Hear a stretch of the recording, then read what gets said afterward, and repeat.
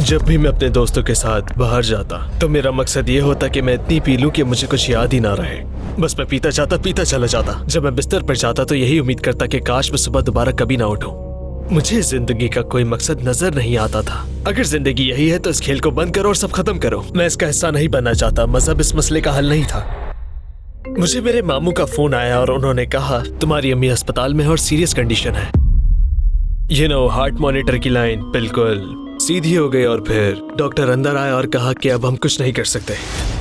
मुझे याद है मैं वहां बैठा था, मैंने अपने हाथ उठाए। जो भी मुझे देखता है, जो भी मुझे सुनता है, मेरी रहनुमाई कर। पता नहीं क्या हुआ, दिमाग में कुछ क्लिक हुआ और मैं पूरी तरह सहम गया, क्योंकि मैं समझ गया था कि वो जो कुछ कह रहा है वही सच है। ये कलाम जहां से भी आया बरहक है, जिसका मतलब था कि इस्लाम ही सच है। मैं खौफजदा हो गया। अगर तुमने अभी कदम ना उठाया तो शायद कभी ना उठा पाओ। मैंने फैसला किया मुझे ये करना है। मैं पुकार उठा।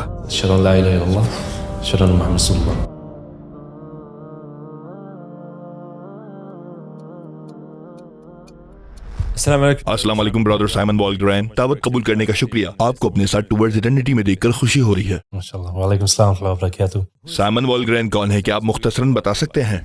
मेरा बुनियादी ताल्लुक स्वीडन से है। वहीं पैदा हुआ पला बड़ा। दर हकीकत मेरी परवरिश एक एथिस्ट के तौर पर हुई थी। फिर जिंदगी के एक मोड़ पर मैंने एक ऐसा इंसान खो दिया जिससे मुझे बहुत मोहब्बत थी। मुझे उस वाक़ये ने जगा दिया और आखिरकार वही चीज मुझे दीन इस्लाम की तरफ ले आई। इस्लाम से पहले आपकी जिंदगी कैसी थी? क्या आप हमें उन दिनों में ले जा सकते हैं? मेरे लिए वो जिंदगी के बदलाव का दौर था। मेरी उम्र तकरीबन 11 या 12 साल थी। यानी जब मैं लड़कपन की उम्र में कदम रख रहा था तब मेरे वालिदैन के दरमियान तलाक हो गई। वो मेरे लिए एक अहम मोड़ था, क्योंकि अब मैं अपनी वालिदा के साथ रह रहा था और मेरे अब्बू जा चुके थे। जिंदगी का सारा इस्तेकाम खत्म हो चुका था। एक लड़के की हैसियत से जब आपके पास कोई मर्द रोल मॉडल ना हो तो आपके अंदर कुछ टूट सा जाता है। आप अधूरापन महसूस करते हैं। गाइड करने वाला कोई नहीं होता। मुझे नहीं मालूम था अब क्या करूं, और बदकिस्मती से तलाक के बाद मेरी वालिदा की हालत बिगड़ गई। उन्होंने शराब पीना शुरू कर दी, बेहद पार्टीज करने लगी और घर में मुख्तलिफ मर्दों को लाने लगी। तसव्वुर करें, मतलब मेरा सुकून छीन चुका था। मैं घर में भी महफूज महसूस नहीं करता था। मतलब हर रोज मुख्तलिफ अजनबी लोग आते जाते थे। सब कुछ बहुत अजीब और गलत सा लगता था और मैं भी ध्यान हटाने के लिए पार्टियां और ऐसे कामों में मगन रहने लगा। गोया ये ऐसा था जैसे मैं पहले अंधेरे में तो था, मगर अंधेरे की भी मुख्तलिफ गहराइयां और मुख्तलिफ दर्जे होते हैं। और यूं लगता था जैसे मैं एक गहराई से मजीद निचली गहराई में गिरता जा रहा हूँ। ये सिलसिला बस चलता ही जा रहा था। उस वक्त तो मुझे अंदाजा ही नहीं हुआ, मगर मैं डिप्रेशन में था, शदीद डिप्रेशन में। और बात यहाँ तक पहुँच गई थी कि हर रात जब मैं बिस्तर में चाहता तो मैं यही उम्मीद करता कि काश मैं सुबह दोबारा कभी ना उठूं। मुझे जिंदगी का कोई मकसद नजर नहीं आता था। अगर जिंदगी यही है तो इस खेल को बंद करो और सब खत्म करो। मैं इसका हिस्सा नहीं बनना चाहता। हर सुबह जागना मेरे लिए मुश्किल था। जब मैं हाई स्कूल में था तो मेरे आखिरी साल में मेरी वालिदा की मुलाकात किसी दूसरे शहर के आदमी से हुई और उन्होंने मेरी बहन के साथ वहां शिफ्ट होने का फैसला कर लिया। उन्होंने मुझे भी साथ चलने का ऑप्शन दिया, लेकिन वो मेरा आखिरी साल था। अगर मैं वहां जाता तो मुझे सब कुछ नए सिरे से शुरू करना पड़ता। और याद रहे, मुझे अकेले रहने से नफरत थी। मेरे पास कोई नहीं था, बस मैं था और मेरी बिल्ली और मुझे अपने बिल खुद अदा करने होते थे। स्कूल में था, 3 नौकरियां भी कर रहा था। वो वक्त वाकई बहुत मुश्किल था। जब भी मैं अपने दोस्तों के साथ बाहर जाता तो बगैर शराब पिए, और मेरा मकसद ये था कि इतनी ज्यादा पी लूं कि मुझे कुछ याद ही ना रहे। बस तब यही मेरा मकसद था। मैं बस पीता जाता और पीता चला जाता। जब मेरी पढ़ाई खत्म हुई तो मैंने फुल टाइम से भी ज्यादा काम करना शुरू कर दिया ताकि बस मेरा ध्यान बटा रहे। फिर मुझे मामू का अचानक फोन आया और उन्होंने कहा कि तुम्हारी अम्मी अस्पताल में है और सीरियस कंडीशन है। बहुत अजीब एहसास था, समझ नहीं आ रहा था क्या महसूस करूं। जाहिर है मैं बहुत फिक्रमंद था, क्योंकि बहरहाल वो मेरी माँ थी और मैं उनसे प्यार करता था। लेकिन हमारे उस माजी की वजह से सब कुछ बहुत उलझा हुआ था। और एक बात जो मेरे जहन में बार बार आ रही थी वो ये कि काश मुझे उनसे बात करने का थोड़ा और वक्त मिल जाए। बहुत से मसाइल थे जिन्हें हमें सुलझाना था, उनसे बहुत सी बातें कहनी थी। राइट। और हम वहां पहुंचे। मैं, मेरी नानी, मेरे मामू और उनकी बीवी, हम गाड़ी में पहुंचे और वो कोमे में जा चुकी थी। वो अस्पताल के बिस्तर पर पड़ी हुई थी। वो ख्वाब जैसा मंजर था। और फिर डॉक्टर अंदर आया और कहा कि अब हम कुछ नहीं कर सकते। मुझे याद है मैंने उनका हाथ थामा था और वो ठंडा पड़ चुका था। ये बहुत ही, एक एथियस्ट के तौर पर ये बहुत मुश्किल होता है, या जब आप मौत के करीब ना हो ये कह देना बहुत ही आसान होता है कि कुछ नहीं, मौत के बाद कुछ नहीं है। राइट। आप बस मर जाते हैं और किस्सा खत्म। मगर तब इस बात पर यकीन करना मुश्किल होता है जब आप अपनी वालदा के सामने हो जो अमली तौर पर मर चुकी हैं। आप समझ सकते हैं मेरे दिमाग में कितनी तजाद भरी बातें भर चुकी थी, राइट? वो सब बातें जो मैं उनसे कहना चाहता था, मुझे उन पर गुस्सा भी था, साथ ही उन्हें खो देने का अफसोस भी। एक ही वक्त में मेरे अंदर कई मुतज़ाद एहसास थे। और फिर हार्ट मॉनिटर की लाइन बिल्कुल सीधी हो गई और मैं इंतहाई उदास था, यानी मैं वाकई। और ये अजीब बात थी क्योंकि मुझे नहीं मालूम था, सुनने में अजीब है लेकिन मुझे अंदाजा नहीं था मैं उनसे इतनी मोहब्बत करता था। you know? और शायद इस वाक़ये ने मुझे शिद्दत से याद दिलाया कि मौत किस कदर करीब है। जब आपका कोई प्यारा बहुत बूढ़ा हो और वो इस दुनिया से रुखसत कर जाए तो ये बात एक हद तक समझ आती है कि उन्होंने अच्छी जिंदगी गुजारी, मगर वो महज 41 साल की थी और उन्हें शराब नोशी का मसला था, जुए की लत थी। उनकी जिंदगी बहुत अजियतनाक थी। वो एक बहुत ही बुरे घर के माहौल में पली बड़ी थी जहाँ बहुत ज्यादा घरेलू तशद्दुद था। वो कोई जिंदगी ना थी तो वो एक तरह से वेकअप कॉल थी जिसकी मुझे जरूरत थी। जाहिर है इस रंजो गम के दौर में गुजरते हुए सब कुछ नाउमीद और तारीख लगता है, मगर शायद मुझे इस दौर से गुजरना ही था। कहते हैं ना कि हर रात के बाद सवेरा होता है, मैं बिल्कुल उसी कैफियत में था, ठीक सवेरा होने से पहले। और मेरी नौकरी भी थी, मेरे पास सब कुछ था, मुझे बिल भी अदा करने थे। तो मैंने सोचा मैं इस वक्त पागल नहीं हो सकता, मुझे बस जीना है। उस वक्त स्वीडन में मुराकबा करना बहुत मकबूल था, नई ऐप्स और इस तरह की चीजें इस्तेमाल करना। तो मैंने सोचा ओके शायद मुराकबा ही मुझे पुरसुकून कर सके।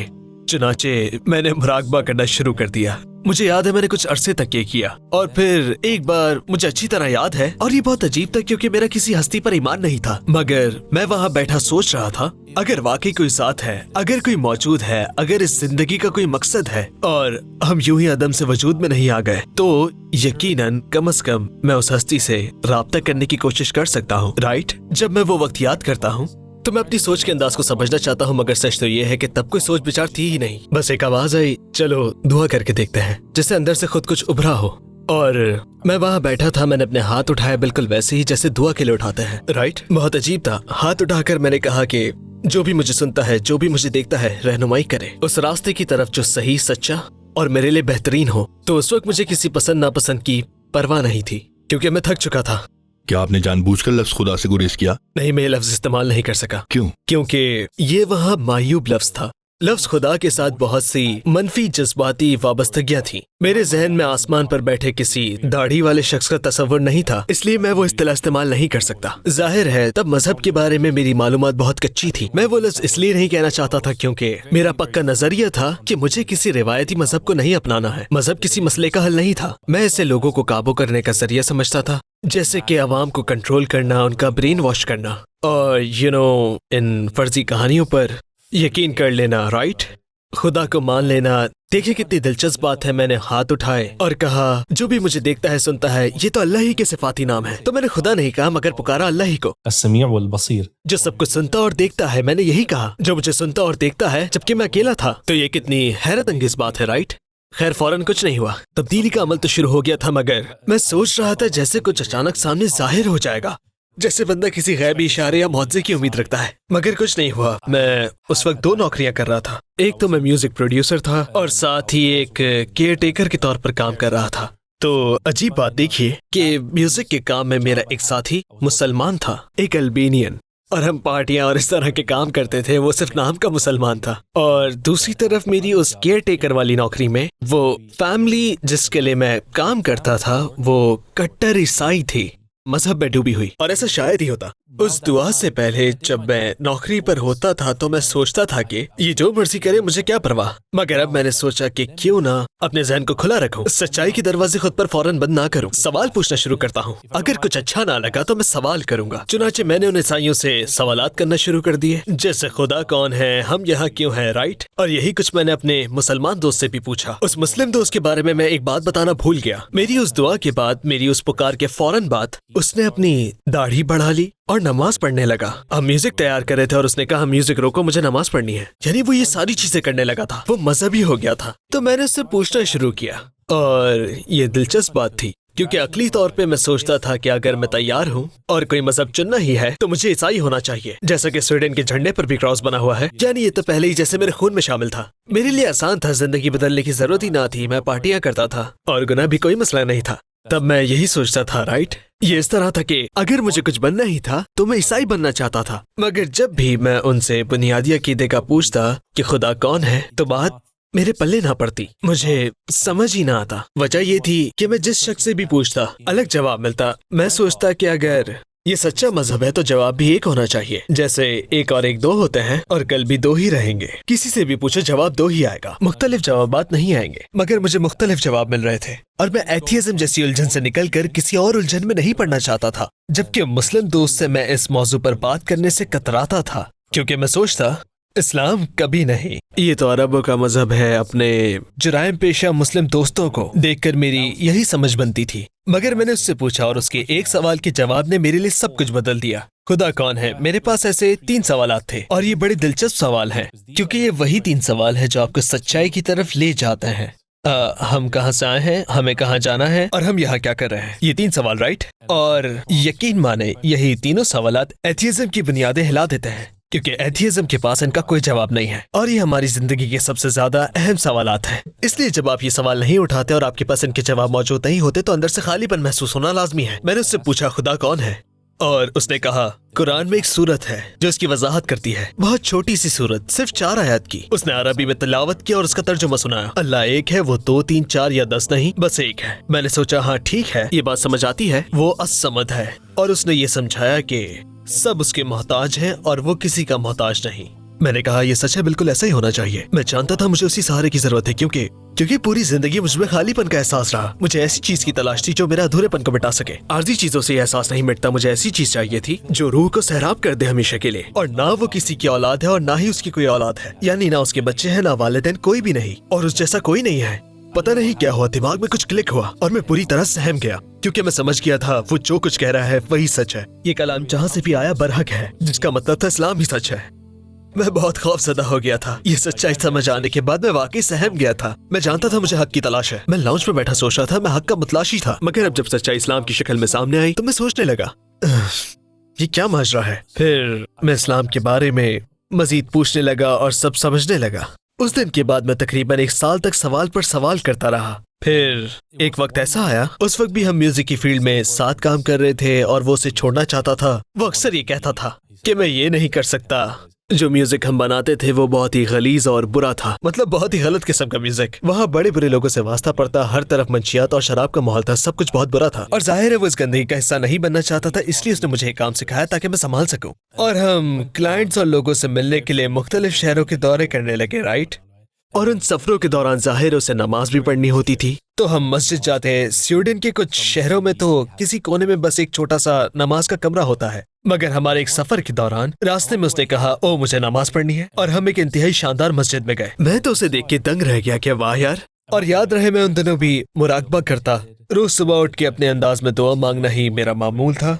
मैं अक्सर सोचता कि ये मेरा दोस्त हर वक्त इतना मुतमईन क्यों रहता है। जब भी ये मस्जिद से लौटता है तो बस उसका चेहरा नूर से चमक रहा होता है। मैंने सोचा काश मैं भी इससे महसूस कर पाऊं। तो मैंने उससे कहा, उसका नाम मंसूर है। मैंने कहा मंसूर क्या मैं भी तुम्हारे साथ मस्जिद के अंदर चल सकता हूँ, बस ये देखने के लिए कि वहाँ क्या होता है। शायद मैं भी शरीक हो जाऊं, मगर मैं मुसलमान नहीं बनूंगा। बस एक फ्री ट्रायल समझो जैसे कोई ऐप का फ्री ट्रायल डाउनलोड करता है। वो बोला कोई बात नहीं चलो। चुनाचा जब मैं मस्जिद के अंदर गया तो वो बहुत खूबसूरत थी। वो एक ऐसी मस्जिद थी जहाँ लोग बाजमात होकर नमाज पढ़ते हैं, लेकिन उस वक्त वहाँ कोई नमाज नहीं हो रही थी। वहाँ कोई भी नहीं था। मस्जिद बिल्कुल खाली थी लेकिन बहुत बड़ी थी। और फिर हम वजू खाने की तरफ बढ़े जहाँ हाथ मुंह धोते हैं।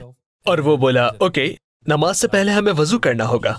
मैं नल खोलने ही वाला था कि उसने कहा ठहरो साइमन, मुझे तुमसे कुछ कहना है। पहली बार वो मुझसे इतना डायरेक्ट मुखातिब था। देखो ये कोई मजाक नहीं, तुम अब जो करने जा रहे हो वो एक मुसलमान का अमल है। तुम अपने आप को साफ करोगे और नमाज पढ़ोगे। तुम उस रब के आगे जमीन पर सर रखोगे जो सबसे बुलंद है। तुम्हें दिल और जबान से इकरार करना होगा कि तुम मुसलमान हो, क्योंकि ये बेमानी होगा अगर तुम नमाज पढ़ो, ये सब करो और खुद को मुसलमान ना मानो। ये एक मुसलमान का अमल है, इसलिए तो अल्लाह ने हमें पैदा किया। तब मुझे लगा कि अब फैसला होके रहेगा, मजीद देर नहीं कर सकते। मैं ये बात हमेशा कहता हूँ जब भी ये कहानी सुनाता हूँ कि इस्लाम में एक तसव्वुर है, राइट?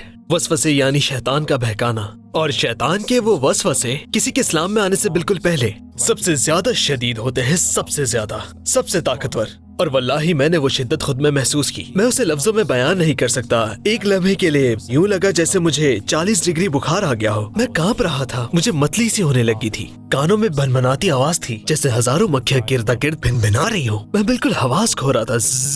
میں سوچ رہا تھا کیا ہو رہا ہے۔ اس لمحے دماغ میں دھماکے ہو رہے تھے، تمہارے دوست کیا کہیں گے اور لوگ کیا کہیں گے، یہ وہ۔ اس سے پہلے میں اپنے دوست کے ساتھ اکثر یہ بات چیت کرتا تھا کہ اگر میں مسلمان ہو گیا تو میرے دوست کیا سوچیں گے وغیرہ وغیرہ، اور میرا دوست ہمیشہ مجھے یہ کہتا تھا، دیکھو سائمن، جتنے وقت سے میں تمہیں جانتا ہوں تم نے کبھی کسی کی پرواہ نہیں کی، تم پارٹیوں میں جاتے ہو پاگلوں کی طرح ناچتے ہو، تمہیں پرواہ نہیں لوگ کیا سوچتے ہیں، مگر اب جب اسلام کی بات آئی ہے تو تمہیں فکر ہو رہی ہے، تو یہ کچھ مزاحیہ سا لگتا ہے۔ خیر اس لمحے میں نے بس یہ محسوس کیا اور یوں لگا بس میں یہاں سے بھاگ جاؤں، یہاں سے نکل جاؤں، لیکن ایک ایسا احساس بھی تھا جسے میں بیان نہیں کر سکتا۔ اندر کی کچھ روشنی یا کوئی آواز، کچھ ایسا محسوس ہوا جیسے مجھ سے کچھ کہہ رہی ہو، اگر تم نے ابھی نہیں کیا تو شاید کبھی نہ کر سکو، اور تمہارا انجام بھی تمہاری ماں جیسا ہوگا، زندگی برباد گزرے گی اور تم دنیا سے چلے جاؤ گے اور پھر تمہیں پچھتاوا ہوگا۔ تم جانتے ہو یہ سچ ہے۔ میں نے سوچا مجھے یہ کرنا ہی ہوگا، میں نے کہہ دیا، أشهد أن لا إله إلا الله أشهد أن محمد رسول الله۔ میں نے کلمہ پڑھ لیا۔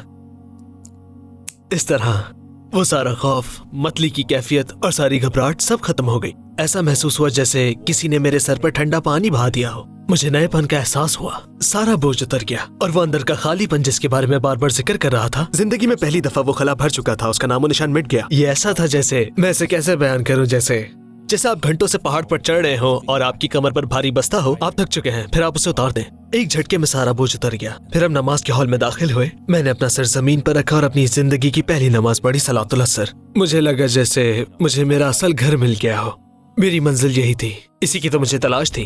تو آپ کے اسلام لانے پر آپ کے آس پاس کے لوگوں کا کیا رد عمل تھا؟ سب سے مشکل وقت شاید میرے دوستوں کے ساتھ تھا، کیونکہ انہی کے ساتھ میرا اٹھنا بیٹھنا تھا، اور مجھے یاد ہے جب میں نے انہیں بلا کر بتایا کہ میں دیکھو مسلمان ہو گیا ہوں، یہ وہ دوست ہیں جو دعویٰ کرتے تھے جگری یار زندگی بھر کا ساتھ، مگر میری بات سنتے ہی ان کے فون آنے بند ہو گئے، میری کالز اٹھانا چھوڑ دی، سب ساتھ چھوڑ گئے، قصہ ہی ختم، ڈیلیٹ۔ میں دنگ رہ گیا، یہ کیا ہوا؟ کہاں گئے وہ بھائی چارے کے دعوے، وہ وعدے، کیا ہوا؟ یوں میرے وہ پرانے سارے یار دوست مجھ سے دور ہو گئے، حالانکہ ان میں سے کچھ تو مسلمان تھے، مگر وہ سمجھ گیا اگر یہ پکا مسلمان بننے چلا ہے تو ہم اس کے ساتھ نہیں چل سکتے۔ یہ صدمہ بہت گہرا تھا۔ تب مجھے سورۃ البقرہ کی میری پسندیدہ آیت یاد آئی، یہ ممکن ہے کہ تم ایک چیز کو برا سمجھو حالانکہ وہ تمہارے حق میں بہتر ہو، یہ بھی ممکن ہے جو چیز تم پسند کرو وہ تمہارے لیے بری ہو، اللہ جانتا ہے تم نہیں جانتے۔ اور اسی طریقے سے اللہ نے میری حفاظت کی۔ اگر میں مسلمان ہو کہ بھی ان کے ساتھ پارٹیوں میں جاتا رہتا تو شاید میں پھر اسی دلدل میں گر جاتا۔ جب میں نے اپنی فیملی کو بتایا تب 2 دلچسپ قصے ہوئے۔ میں اپنی فیملی کے ساتھ بیٹھا ہوا تھا اور سخت گھبرایا ہوا تھا۔ میں نے بتایا، دیکھیں میں نے مسلمان ہونے کا فیصلہ کر لیا ہے۔ سب ہکا بکا رہ گئے، کسی کو سمجھ نہ آیا کیا کہیں، اور وہ بولے تم کوئی دہشت گرد بننے تو نہیں جا رہے نا، مطلب تم کچھ ایسا ویسا تو نہیں کرو گے، کیونکہ ان دنوں شام کی جنگ کا معاملہ ہر طرف چھایا ہوا تھا، وہاں کی خبریں بہت گرم تھیں۔ وہ کہنے لگے تم وہاں جا کے لوگوں پر گولیاں تو نہیں چلانے لگو گے نا؟ وہ مجھ سے ایسے عجیب و غریب سوال پوچھ رہے تھے۔ یہ میرے دلچسپ قصوں میں سے ایک تھا۔ اور دوسرا واقعہ میرے کام کی جگہ پر ہوا، وہیں میوزک اسٹوڈیو میں۔ وہاں اب ایک طرح سے میں باس بن چکا تھا، اور جب میں مسلمان ہوا تو میں سوچنے لگا اب سمجھ آیا منصور یہ کام کیوں چھوڑنا چاہتا تھا، میں بھی چھوڑ دوں گا، مگر مجھے کسی کو یہ سارا کام سونپنا بھی تو تھا۔ اسی دوران تمام باسز اور سب کے ساتھ ہماری ایک میٹنگ چل رہی تھی اور نماز کا وقت بھی تھا۔ اس وقت میں تھوڑا عجیب سا تھا، میرا رویہ یہ تھا کہ مجھے پرواہ نہیں۔ میٹنگ کے بیچ جب لنچ کا وقفہ ہوا تو میں نے سب کے سامنے جائے نماز بچھا دی اور نماز پڑھنا شروع کر دی، کسی کی پرواہ نہیں کی۔ پھر چند دن بعد میری باس نے مجھ سے میٹنگ کرنا چاہی، مگر ہم نے وہ میٹنگ آفس میں نہیں کی کیونکہ وہ سب کے سامنے بات نہیں کرنا چاہتی تھی، اس لیے ہمیں کسی کیفے میں جانا پڑا تاکہ کوئی ہمیں دیکھ یا سن نہ سکے کہ وہ مجھ سے کیا پوچھنا چاہتی ہیں۔ انہوں نے مجھ سے پوچھا تم ٹھیک تو ہو، مطلب دماغی طور پر ٹھیک ہو؟ میں نے کہا کیا مطلب؟ میں ٹھیک ہوں، بالکل ٹھیک ہوں۔ تم ڈپریشن میں تو نہیں، کسی مدد کی ضرورت ہے؟ میں نے کہا نہیں۔ کہنے لگی اصل میں ہم نے تمہیں یہ کرتے ہوئے دیکھا تو سب تمہارے بارے میں طرح طرح کی باتیں کر رہے ہیں، اس لیے ہمیں تمہاری فکر ہوئی۔ یہ ایمرجنسی میٹنگ یہ جاننے کے لیے تھی کہ تم ہماری کوئی مدد وغیرہ تو نہیں چاہتے، اور وہی بات کی کہ یہ بہت ضروری ہے کہ تم انتہا پسندی کی طرف نہ جاؤ، مسلمان ضرور رہو مگر دہشت گرد نہ بننا، فنا فلا۔ اور میں تو بالکل دنگ رہ گیا، میرے اپنے ہی لوگ مجھے دیوانہ سمجھ رہے ہیں۔ تو پھر اس تنہائی کا مقابلہ آپ نے کیسے کیا؟ مجھے بہت سے دینی بھائی مل گئے تھے، اور میرے اسلام لانے کے بعد یہ سب سے خوبصورت چیزوں میں سے ایک تھی۔ مجھے یاد ہے غالباً وہ میرے اسلام لانے کے بعد اگلا ہی دن تھا، کیونکہ پہلے دن تو ہم نے مسجد میں نماز پڑھی تھی، پھر ہم کیمرہ لینے جا رہے تھے اور اس نے کہا تھا دیکھو یہاں ایک اسلامی لیکچر ہو رہا ہے، چلو یہاں چلتے ہیں۔ یوں مجھے دوسرے مسلمانوں سے ملنے کا موقع ملا، جب میں اس فلیٹ میں दाखिल हुआ तो मैं नर्वस था कि मैं नया हूँ, कहीं मैं कुछ गलत ना कह बैठूं। मुझे तो अरबी का एक लफ्ज नहीं आता था, हद तक कि अस्सलाम वालेकुम कहना भी नहीं आता था। मगर जो मैं अंदर गया सब लोग बहुत खुश हो गए। मुझे देखते ही कहा, अरे साइमन इधर आओ। मैंने सोचा ये कौन है? वो बोले यहाँ बैठो। नहीं नहीं हमारे पास बैठो, ये लोग खाना खाओ। उन्होंने मुझे तोहफा दिया और मैं हैरान था कि ये सब क्या हो रहा है। और मैं बस आप तसव्वुर करें उस एहसास का। वो अजनबी जो मेरे बारे में कुछ नहीं जानते मुझसे इतनी मोहब्बत कर रहे थे। मेरे अपने रिश्तेदारों ने भी मेरा कभी हाल नहीं पूछा था, लेकिन ये लोग तो सिर्फ मेरा नाम जानते थे, फिर भी मुझसे मोहब्बत कर रहे थे। ये चीज सिर्फ आपको इस्लाम में ही मिल सकती है। तो इस चीज ने इस सपोर्ट सिस्टम में मेरी बहुत मदद की। और सच्ची बात यह है कि मुझे जिंदगी में पहली बार सपोर्ट सिस्टम मिला था, क्योंकि पहले तो ये था आप अकेले हो, आपको अपने मामला खुद संभालने हैं, राइट? अपने काम से काम रखो, लोगों से ज्यादा बात ना करो, बस यही था। मगर ये लोग ऐसे थे कि आप उनसे सवालात पूछते हो, ये कैसे करूं, वो कैसे होगा, वो आपकी रहनुमाई करते हैं। तो मेरा ख्याल है वो भाईचारा, वो कम्युनिटी बहुत अहमियत रखती है। क्या आपके साथ कभी कोई ऐसा वाकया पेश आया है जब आपने अल्लाह के साथ एक खास ताल्लुक महसूस किया हो? ऐसे बहुत बहुत वाकयात हैं। एक चीज जो मुझे हमेशा हैरत ज़दा कर देती है वो है दुआ की ताकत। खुदा की कसम मैं गिन ही नहीं सकता कि कितनी बार मैंने किसी चीज के लिए दुआ मांगी और बिल्कुल वही चीज हो गई, नामुमकिन तरीके से। मैं 2019 में मिस्र से वापस आया, मेरे पास पैसे नहीं थे, रकम खत्म हो चुकी थी, काम शुरू करना पड़ा। मैंने सोचा या इलाही फिर से स्वीडन नहीं, और मेरे जहन में अब भी यही था कि मुझे यहाँ से जाना है। मगर मेरे जहन में एक और बात भी थी कि मैं शादी करना चाहता था, मैं ये जिंदगी किसी के साथ शेयर करना चाहता था। और फिर वही मेरी मुलाकात अपनी बीवी से हुई। 6 मार्च 2020 में हमारी शादी हो गई। अगले ही दिन कोविड के बायस लॉकडाउन लग गया। हम लॉकडाउन के इस दौर में थे और हमें लगा हमें कहीं जाना चाहिए। अपार्टमेंट में बैठे बैठे बोर हो रहे थे, और फिर उसकी सहेली ने हमें दुबई के बारे में बताया। मेरे जहन में तो दुबई बस पार्टियों की जगह थी, जहां मैंने तो उसके बारे में बस यही सुना था। मैंने कहा क्या दुबई? मैं किसी मुस्लिम मुल्क में रहना चाहता हूँ, बस दुबई नहीं जाना चाहता। और फिर हमें लगा सिर्फ वही एक जगह खुली है, लिहाजा हमने सोचा ठीक है चलते हैं, वही एक जगह बची है। तो हम वहां गए, वहां उतरे और मैं हैरान रह गया। वो आज तक मेरी देखी हुई सबसे खूबसूरत चीज थी। मैंने मुसलमान लोग देखे, बहुत खूबसूरत साफ सुथरी जगह थी। दुबई के बारे में मेरा पूरा तस्वर बदल गया। हम वहाँ घूमे, हर चीज बहुत सस्ती थी। एक बहुत अच्छे होटल में ठहरे, हमने खूब सैर की। मैंने अपनी बीवी से कहा मुस्लिम मुल्क में मुंतकिल होना चाहती हो? हाँ मैं भी। हम इस वक्त सफर में हैं और मुसाफिर की दुआ कबूल होती है, तो फिर आओ खूब दुआएं मांगे कि हम यहाँ मुंतकिल हो जाएं। कैसे मुझे नहीं पता, किसी भी तरह। मैं घर वापस आया, मुझे पहली कॉल ये आई कि मुझे नौकरी से निकाल दिया गया है कोविड की वजह से, राइट? हम ये ऑफिस बंद करने जा रहे हैं, तुम्हारी और बाकी लोगों की छुट्टी। मैंने कहा क्या? और मेरी बीवी हमारे पहले बच्चे से उम्मीद से थी। मैंने सोचा मेरी नौकरी छूट रही है, ये क्या हो रहा है? मैंने तो दुआ मांगी थी यहाँ तो सब उलट हो रहा है। मगर याद रखें हर रात के बाद सवेरा होता है, राइट? मैंने सोचा ओके अब हम क्या करें। मेरे पास कोई और प्लान नहीं था, क्योंकि मेरे पास कोई बाकायदा तालीम नहीं थी। कोविड के दौरान नौकरी तलाश करना नामुमकिन था, हर जगह बस मुलाजमीन की छुट्टी हो रही थी, राइट? हमारे यहाँ बच्चा पैदा होने वाला था, मैं उनकी देखभाल कैसे करूंगा? और फिर मैं मस्जिद गया, वहाँ एक साहब थे नो मुस्लिम, वो स्वीडिश थे और वो पीएचडी थे। उन्होंने मदीना मुनव्वरा की इस्लामी यूनिवर्सिटी से तालीम हासिल की थी। वो बोले साइमन मुझे तुमसे कुछ कहना है, तुम्हारी जिंदगी कैसी चल रही है? सब ठीक है? मैंने कहा भाई मेरी नौकरी छूट गई है, समझ नहीं आ रहा क्या करूं। कहने लगे देखो दुबई में कुछ लोगों ने मुझसे राब्ता किया था। मैंने कहा अच्छा ठीक है। वो बोले एक बहुत बड़ा इदारा है, फलाही इदारा, वो बहुत से प्रोजेक्ट्स पे काम करते हैं। उनका एक प्रोजेक्ट ये है कि वो लोगों को इस्लामी तालीमात पाने के लिए स्कॉलरशिप दिलवाने में मदद करते हैं, लिहाजा उनके जरिए लोग मदीना मुनव्वरा और इन सब जगहों पर जाते हैं। लेकिन उनका एक स्पेशल प्रोजेक्ट है, उन्होंने ये काम पहले कभी नहीं किया। वो अब तक सिर्फ अरब लोगों के साथ काम कर रहे थे, पहली बार वो यूरोप से किसी को लाना चाहते हैं। उन्होंने मुझसे बात की और मेरे जहन में तुम्हारा ख्याल आया। मैंने कहा क्या? हाँ वो स्कॉलरशिप देंगे, वो हर चीज का खर्चा उठाएंगे, तुम जा सकते हो। मैंने कहा वाकई? वो बोले हाँ बस 1 महीना है, तैयारी पकड़ो। तो ये लम्हात में से एक था, तसव्वुर करें मैंने दुआ की, ये नहीं पता था वहाँ कैसे पहुँचना है, पैसे भी नहीं थे। हमने अपनी सारी जमा पूंजी उस सफर पर उड़ा दी थी। मैं वापस आया, नौकरी से निकाल दिया गया, अब मैं क्या करूंगा? इसीलिए मैं हमेशा कहता हूँ दुआ को कभी मामूली ना समझे, यह आपके पास सबसे मजबूत हथियार है। और जैसा कि इस्लाम में है खुलूस से मांगी हुई दुआ हमेशा कबूल होती है। 3 तरीके हैं उसके कबूल या पूरा होने के, या तो इस जिंदगी में आपको आपकी मतलूबा चीज मिल जाती है, या अल्लाह उसे आखिरत के लिए बचा लेता है। वो आपको इस दुनिया में नहीं देगा, वो आखिरत में आपको उसका बदल अता करेगा, या वो आपको उससे बेहतर चीज अता करेगा। क्या आपसे मुतासिर होने के बाद आपके जानने वालों में या खानदान के अफराद या करीबी दोस्तों में से किसी ने इस्लाम कबूल किया?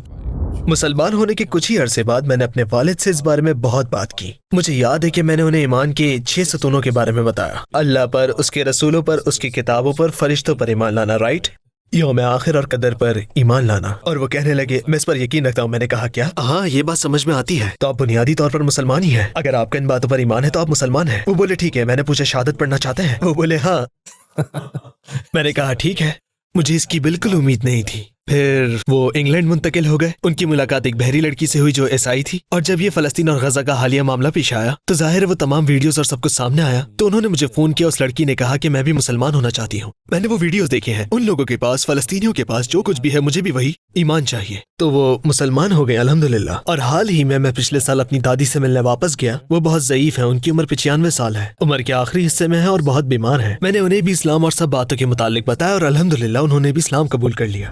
اور آخر میں اگر آپ کو دنیا کے تمام غیر مسلموں سے بات کرنے کا موقع ملے تو آپ چند لمحوں میں ان سے کیا کہنا چاہیں گے؟ ایک آیت ہے جو میں سوچتا ہوں، كل نفس ذائقة الموت. ہر ایک جان کو موت کا مزہ چکھنا ہے، اور اسی بات نے مجھے جگایا۔ اور میرا خیال ہے کہ لوگ اس بات سے ڈرتے ہیں کیونکہ وہ نہیں جانتے کہ اس کے بعد کیا آنے والا ہے۔ یہ وہ حقیقت ہے جس کا سامنا کرنے سے لوگ بہت ڈرتے ہیں، اور میں ان سے یہی کہوں گا موت کے بارے میں سوچیں، کسی برے انداز میں نہیں، بلکہ موت کو ایک نئی شروعات کے طور پر سوچیں۔ کیا ہوگا اگر موت آپ کے لیے نئی شروعات، ایک نئی زندگی ہوئی تو آپ اس کے لیے کیسے تیاری کریں گے؟ کیا آپ تیار ہیں یا نہیں؟ موت کے بارے میں سوچنا یہ 3 سوال سامنے لاتا ہے۔ ہم یہاں کیوں ہیں، ہم کہاں جائیں گے، اور ہمیں یہاں کس نے بھیجا ہے؟ آپ سویڈش لوگوں سے کیا کہنا چاہیں گے؟ جیسا کہ آپ نے بتایا کہ وہ اسلام کی طرف زیادہ مائل ہیں، مگر شاید وہ اسلام قبول کرنے میں ہچکچاہٹ محسوس کر رہے ہیں، آپ ان کی حوصلہ افزائی کیسے کریں گے؟ Okej, min kära landsman. Jag vet inte om du tittat på hela den här videon, men det jag skulle vilja säga till dig är att var inte rädd att hitta sanningen var än den befinner sig. Och bara för att du läser om islam betyder inte att du nödvändigtvis kommer bli muslim. Och bara för att du blir muslim betyder inte att du kommer bli en arab. Du är fortfarande svensk, jag är svensk, jag är fortfarande där jag kommer ifrån. Och det har inte ändrat vem jag är utan hur jag är. Jag har blivit lyckligare, jag har blivit en bättre människa, jag har en guidning som jag aldrig haft i mitt liv tidigare. Jag har en anledning att vakna upp varje morgon. Och jag vet att det är många av er som vaknar upp och känner er tomma, eller ni söker efter något. Så var inte rädda att söka efter sanningen. Sök efter ljuset, var än det befinner sig, och var öppen när du hittar det och acceptera det. Och om du har frågor, ställ frågorna.